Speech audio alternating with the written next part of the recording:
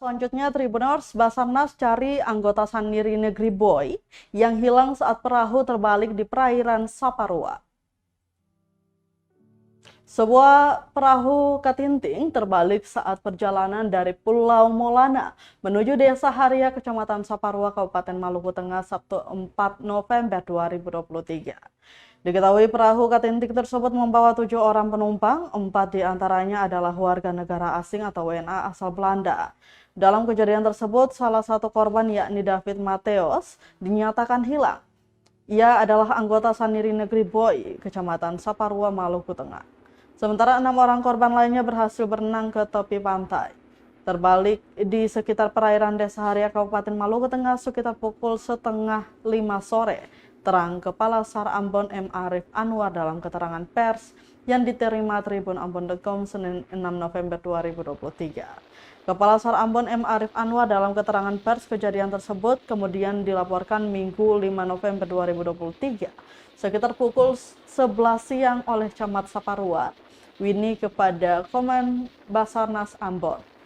Pencarian pun dilakukan oleh tim SAR gabungan menggunakan KP 16 2021 milik Polairut Polda Maluku. Operasi SAR menyusuri koordinat dan heading timur dari kantor SAR Ambon. Setelah melakukan pencarian hingga sore hari, korban belum juga ditemukan. Alhasil, hari ini tim SAR gabungan akan kembali melakukan upaya pencarian korban. Berikut daftar korban yang berhasil selamat.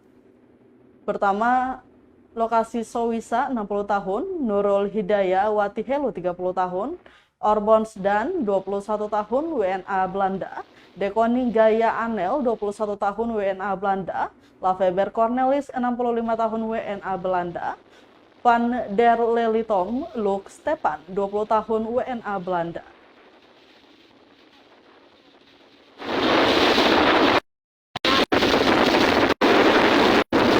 Untuk operasi SAR di Pulau Saparua hari ini memasuki hari kedua, sama.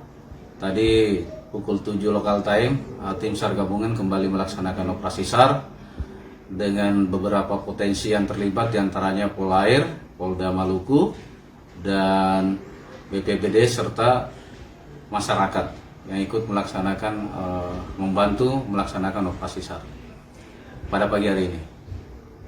Itu yang bisa saya sampaikan.